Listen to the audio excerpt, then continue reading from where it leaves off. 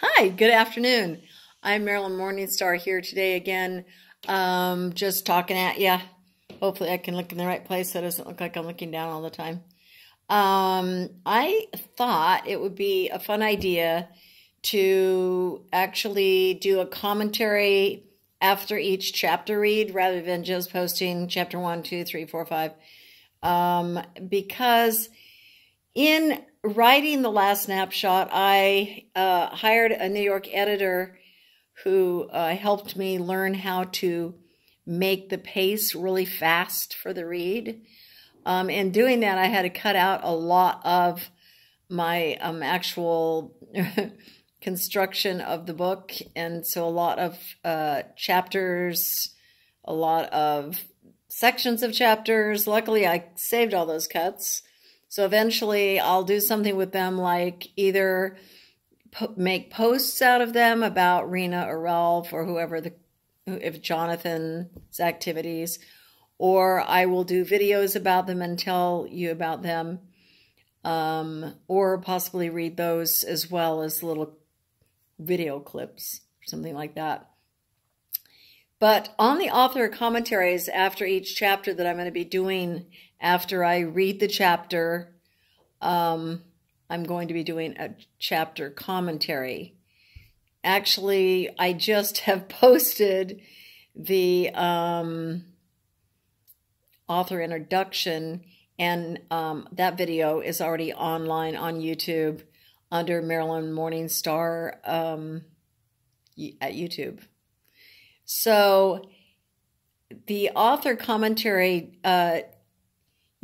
basically discusses how the book came to be. So chapter 1, when you really get into the history of the time frame, the historical fiction time frame, which is World War II, Nazis, Hitler, Jews, and I don't really get into the Holocaust aspect in this book. They're just rounding them up towards the end of this book. But anyway, I just thought I'd talk about a little bit about chapter 1 here, and what is kind of based on, and how we came to Poland in chapter 1, for Rena to be living on her uncle's farm. Prior to that, they lived in Berlin, and they were, from like 1933, there were like 500,000 Jews that lived in Germany. They'd been there for centuries, mixed with the Germans and living peacefully among them. Although Hitler seemed to blame World War I on the fact that it was the Jews that controlled most of the banking sector, and somehow he wrapped that around the whole problem with World War I, which Germany lost again. So anyway, I'm just going to tell you a little bit about what was going on in Berlin before Rena and her family had to escape Germany or leave Germany. I mean, they were basically being told to leave Germany by the Nazis. A lot of them did leave.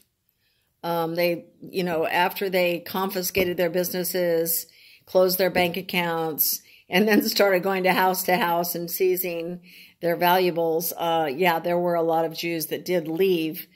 And I'm not sure what the percentage it's about 60%. I've got some notes here, that immigrated during the first 6 years of the Nazi dictatorship.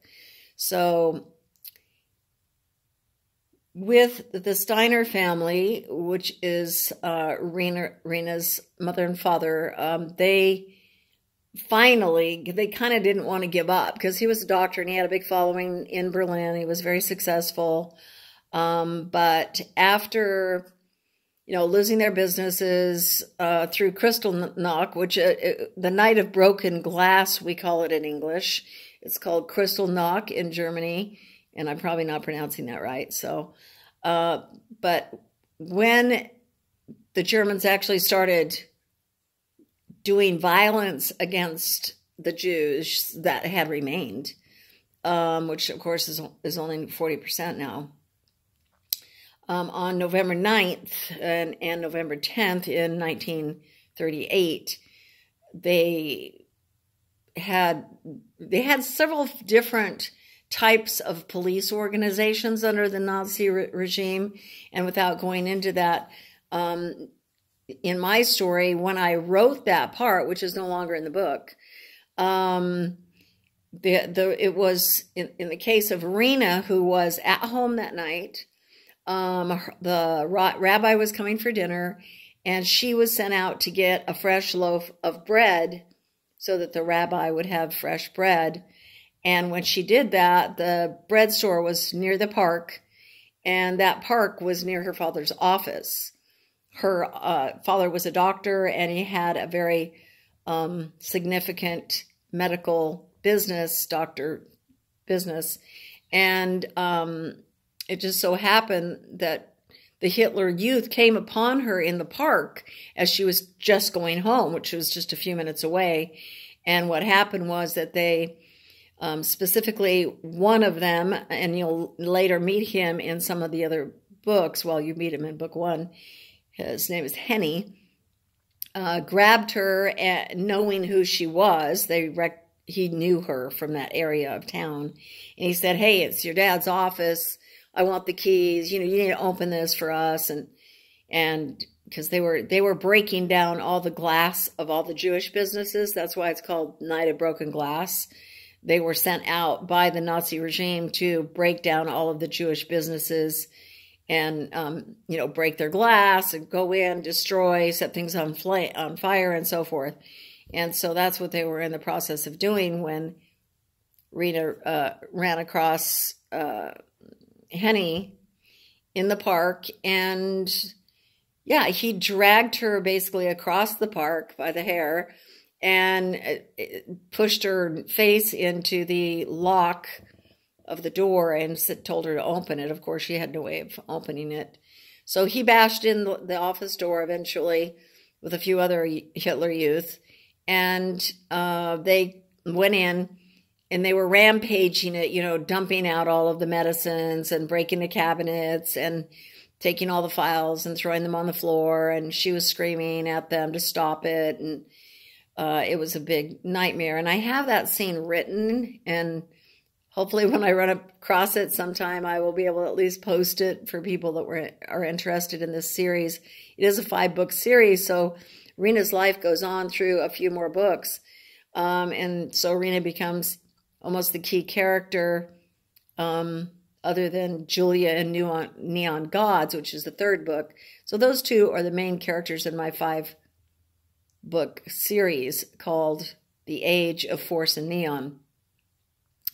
Anyway, as the there was 3, I guess, Hitler Youth in there at the time in the office of her father doing these vandals and pushing her around and stuff like that, and made her sit in this metal chair and tied her and whatever else they did.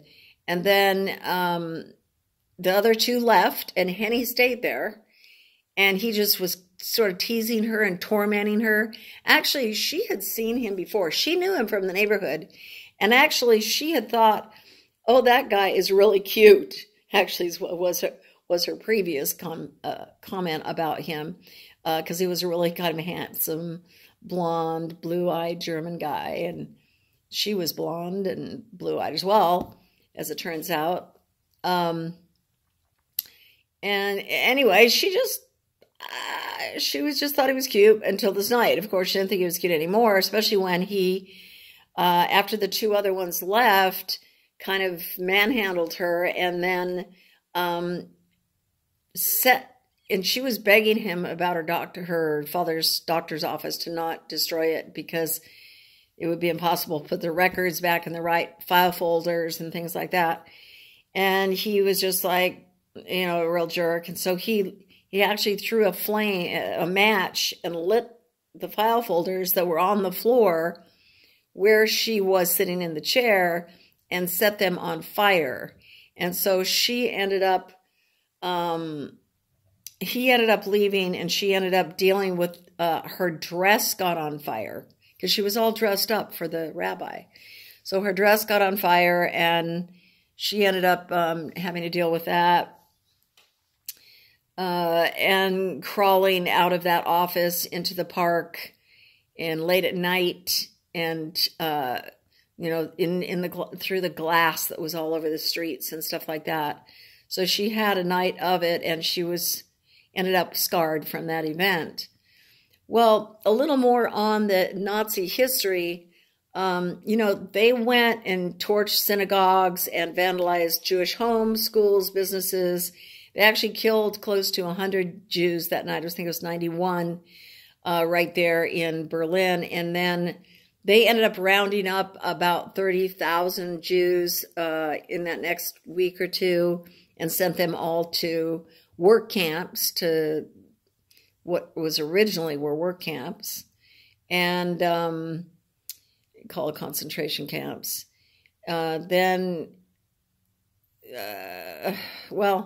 Let's talk just a little bit about, because I don't want to give too much of the story away. Let's talk about Kristall Knock and why, I'm going to skip some of this, why they hated the Jews. That's kind of a big question, not just with the last Snapshot book, but in general. I mean, why do we have so much hate from one group to another? Well, in the case of Hitler, he was from Austria. He's not even a German, which is amazing, that he rose to the height of the Führer of Germany when he was an Austrian. That was just all done with, as you can see is done now, is just with a bunch of hype, a bunch of advertising, a bunch of, support from other people that are like you, either for money or fame or fortune, that type of thing. I mean, that's literally how he got his position. Although he was a really great orator, I mean, he really could speak well. That's basically his only specialty. He did not get in the school that he wanted to. For instance, in Austria, he was turned down in a university, so he hated that actual town. And I'll talk about that in a minute.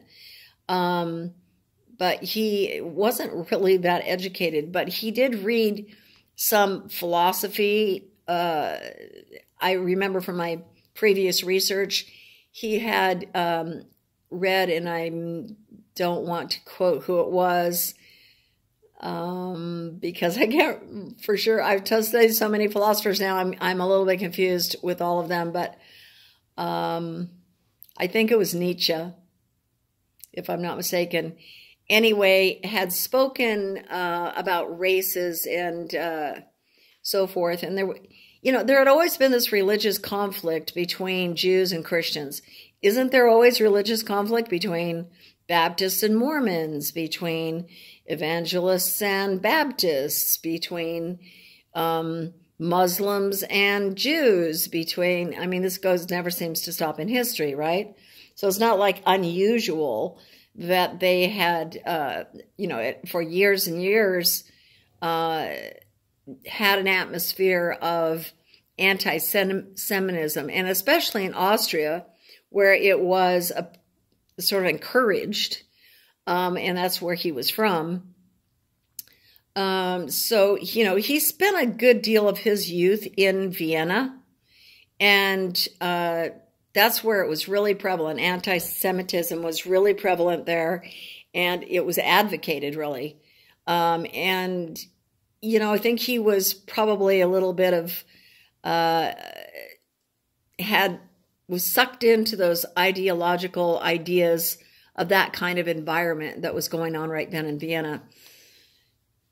And also, at the time that World War I broke out, as I said earlier, the majority of the financial institutions were owned by Jews, and the banks and the large companies were controlled by Jews. It just happened to be that they were good with their money. And then Hitler blamed, the loss of the war, World War I, on that fact, on the downfall of Germany was blamed on the Weimar Republic on Jewish capitalism. So that was his concept, and I'm sure it was floating around, and he'd picked that one up. And then there's a conspiracy theory that nobody really knows if it's true or not, is that the Jews had this conspiracy to rule the whole world. Now, we know China has that in their past as well. Now, whether or not the Jews do, I guess it's open to research, discovery, and proof.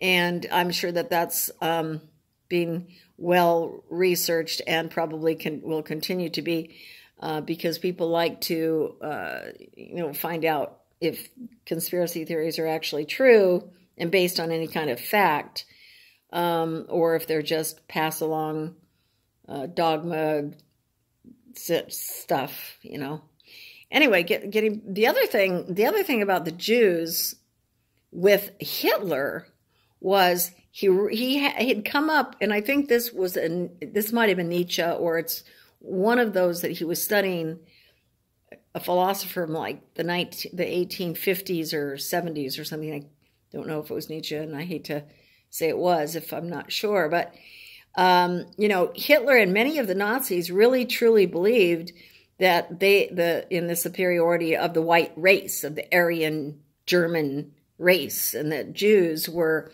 inferior to such an extent that they really weren't even classified as human in their extreme viewpoint, which is so beyond reason.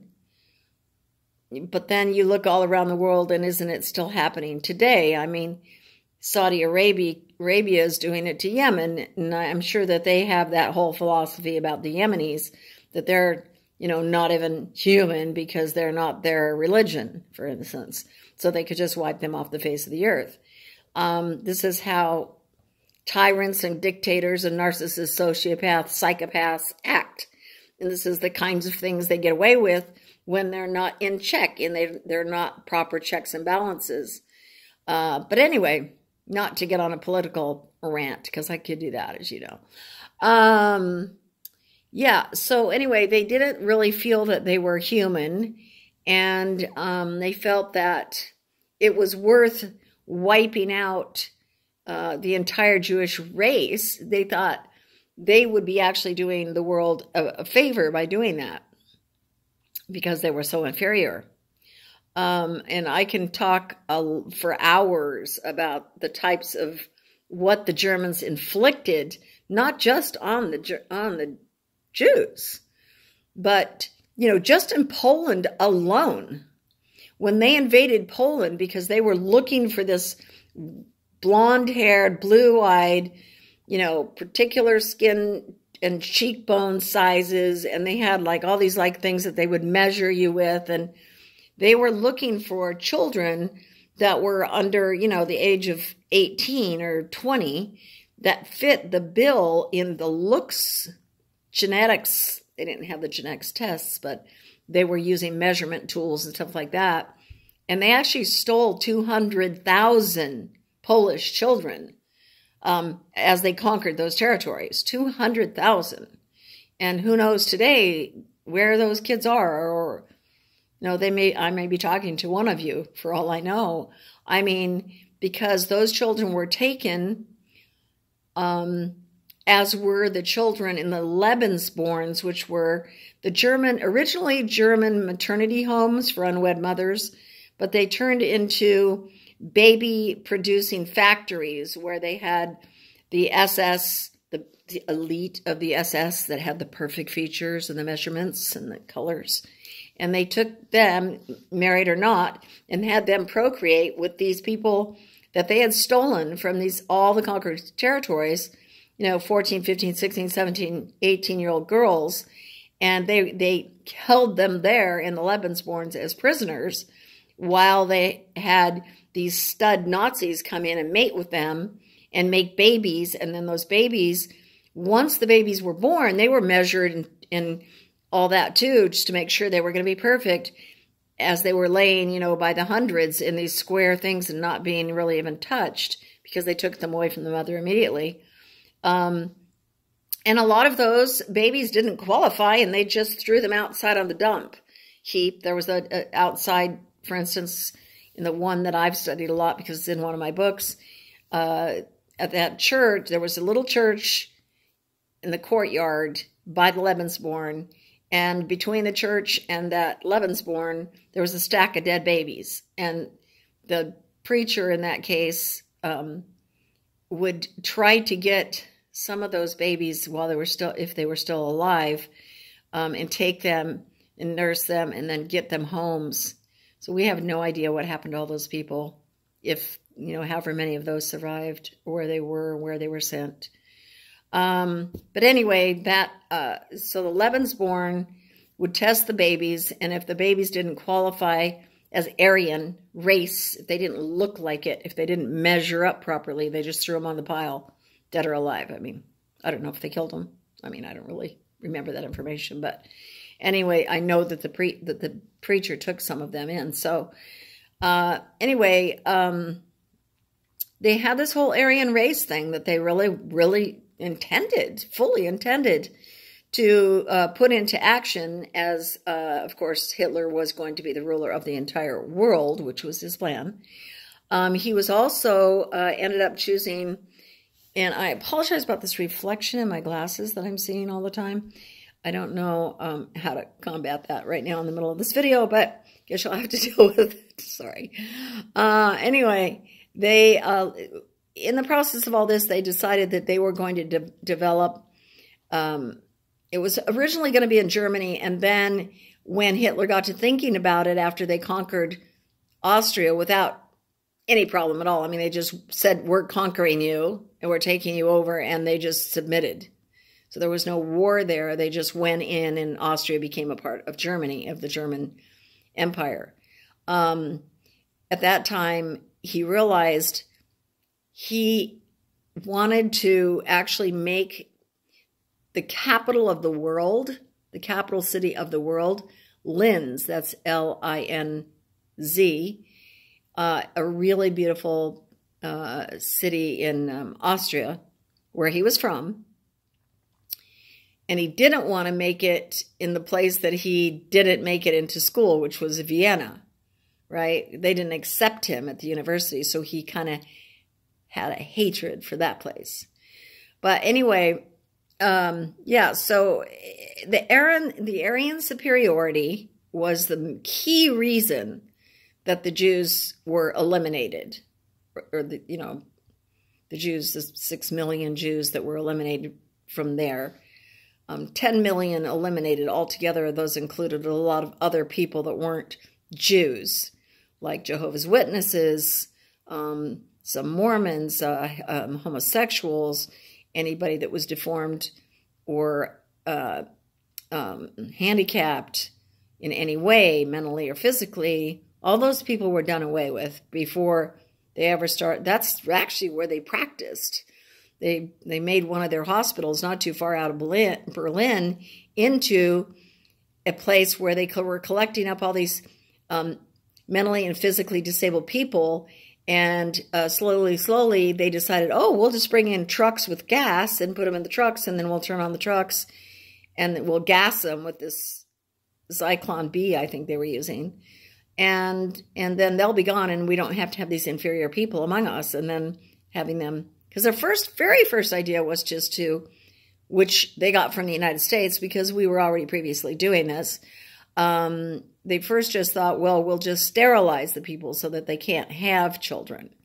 And they got that idea actually from the USA because we had already started that program here. Anyway, that step led to, oh, no, we can't let these people around. They're just so, unproductive, or they're not as superior as us, so we have to just do away with them. So that's how they kind of began their killing project, actually.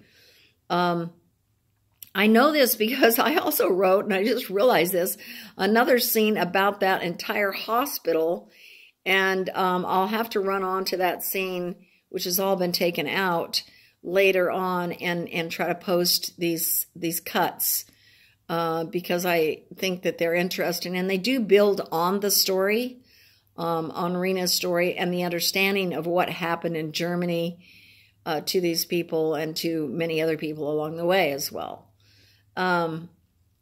Anyway,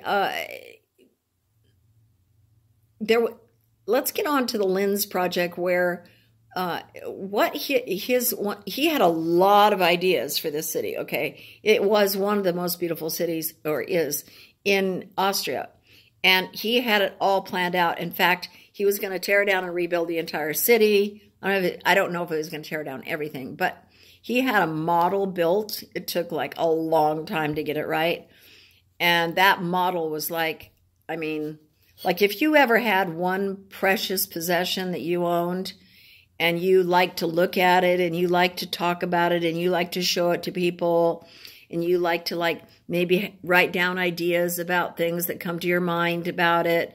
That Hitler spent a lot of his time on planning that Linz project. And in doing so, he planned a museum, and he was going to call that the Führer's Museum, and all the art collections that he was taking from the Jews when he raided their homes and businesses and so forth, all their riches. So anything that was, paintings of any type, anything gold, silver, beautiful servingware, all of this plus jewelry, and their bank accounts and their businesses. I mean, all of this was being taken away from the Jews and collected by him to utilize for his plans. And his main plan was the superior race. The head of the world would be Linz in Austria, and the entire world would become Aryan. So that was his concept. He visualized like a whole cultural complex in Linz that would house, the most precious artworks in the world. And because, when he was done in Europe, he was, going to go everywhere else and collect everybody else's art. And it was going to be a stunning situation. I think they planned just for one of their collections to be like 2,700 pieces. Anyway, the interesting thing here I should note while we're talking about the art is that Rolf Brandt, who is my other main character, so you have Rena and you have Rolf. Rolf was basically coerced into becoming a Nazi because his father was an art restoration specialist in Berlin before he died. And he had trained Rolf, from basically infancy to restore art, to be able to evaluate the art, to be able to, know all types of ancient art inside out. There was very few people in, the world probably, but in their arena that could possibly do the job that his father was doing at the National Gallery, which was, because they were already starting to collect Jewish works of art. And so they were evaluating them, they were photographing them, they were containing them in wrappings. If they had to be restored, they were restoring them. And then they were sending them to places that were directed by the Fuhrer to wherever he wanted to store these things, depending on their value, until after this was all done and, the war was over and he was going to get to making his Linz project. And he was also going to have the rest of the world to deal with so he could plan out where all his art went. So his art had to be calculated and placed in particular vaults and particular, like in the basements of particular castles, or there was a lot of different places that were holding places for the art that was collected in all the conquered territories. And then it was scheduled to go to particular places. Well, he had to have a staff of people to be working on these in different areas of what was then called Reich territory, because they had already conquered so much of Europe. And Rolf, my character, was in the Warsaw National Gallery with his position as collecting. There was trains coming in from everywhere, and he was collecting that art and uncrating it and restoring the ones that were damaged. And then, so he had Hans, a friend of his, that was doing that work, along with probably more staff that aren't necessarily included in the book. And then he was calculating, he had to keep spreadsheets on their value, the names of the painting, the artists, the value, where they were being shipped to, and their condition, and photograph them. And he had all of that chore to do. And he also, when those shipments came in, it wasn't just the art. It was the jewelry, the dishes, the silverware, jewelry, whatever it was that came in. He had to be the final decision maker on where all that stuff was going to go and who was going to store it or where it was going to be stored. And he sent them off in trains, in crates. And so that was his main key job. Now, whether or not that was a very good job to have, I mean, for him, it makes the story quite suspenseful, because his heart really wasn't in it. And so he took his privilege and used it as he could, and, got himself in maybe a little bit of trouble there. And I won't spoil that for you, but just know that there's some high suspense in this book. Okay, so all the confiscated art was what his main job was about. In the meantime, he was in Warsaw. He had been transferred to Warsaw from Berlin. And at the same time, Rena and her family had moved in with their Uncle Mosh in a farm outside of Warsaw. And so basically their lives slowly over the period of the book intertwine a few times. And of course, we know it's a love story. So I guess your guess is as good as mine, is if they get together or not. Of course, the cover does say, where love survives in a world of deadly lies. So I guess you can kind of figure that one out. But yeah, with this whole plan that Hitler had, he had this whole cultural art district that was to be a part of the overall plan to recreate this lens project, and that was his baby. I mean, even when he was in the vault, or the bunker at the end, he still had that model of lens there that he would talk about every day, like at tea. They had tea over that model of the city, so that they could discuss what they were going to do when they had everything under control again and could start their wonderful project to eliminate every human on Earth except Aryans, and then they would have an Aryan world, and he would be the head of it, and Linz would be the Washington, D.C. of the world.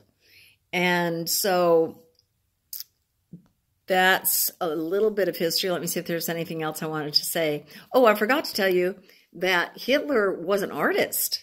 That's what's funny about this whole thing. Hitler was actually an artist, and he didn't get in that Vienna School of Art that he wanted, that Institute of Art. He didn't get in there. And so he was really into art. And because he was an artist himself, this is how all of this conception of the National Gallery and in the art museums and all of this big, huge cultural thing. Collections from all over the world would be at those one city at the top of the world, which was Linz, and he would be the Führer of it all. And that was his concept. So I think I've just pretty much covered a lot of things that I wanted to cover. Yeah, he was planning on like having 27,000 art objects just in his I can't remember. I guess it was there were so many different things because he had a theater and he had this parade ground and he had an opera house and a library and he was going to have volumes and he was collecting books. I forgot to tell you about the books. That was another thing. It was a huge collection because he was going to have at least 1 million books in there. And there were like the museum was going to be 500-foot facade with colonnades in the grand fascist neoclassical style.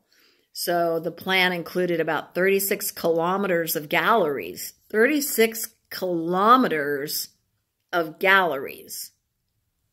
London's V&A Museum has about 8 kilometers. So think about it, 36 kilometers of galleries. And these galleries were to showcase about 27,000 art objects. And the model of that museum was set up in January of 1945 in the cellar of the Reich Chancellery. How do you say that? Chancellery. That was his main big office building that he had built for himself in Berlin with, gold and pillars, and it was very, very, very, very fancy. And then it was ready to view on February 9th, 1945. So, that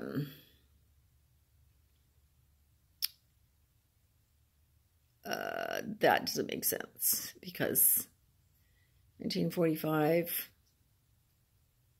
the model of the museum was set up in January 1945 in the cellar. Oh, in the cellar. Oh, okay. So in the bunker. Oh, that's what he's talking about. Okay, so I didn't really know that. I thought that was already around for a while, or I just didn't remember. But I'm just going to read you a little bit off of this information that I collected today. So according to one of Hitler's secretaries, he was never tired of talking about his planned museum, and it was often the subject at his regular afternoon teas, even later in the bunker. He would expound on how the paintings were to be hung, with plenty of space between them, in rooms decorated with furniture and furnishings, which he also stole, appropriate to the period, because he wanted this to be like very fashionable, and how they were to be fit. No detail of the presentation of the artworks was too small for his consideration. So the collection that was planned for the Linz accumulated through several methods, not just by theft. This is also interesting. He actually sent out soldiers on trips to Italy and France to buy artworks, which he paid for with his own money. That money came from sales of mankind.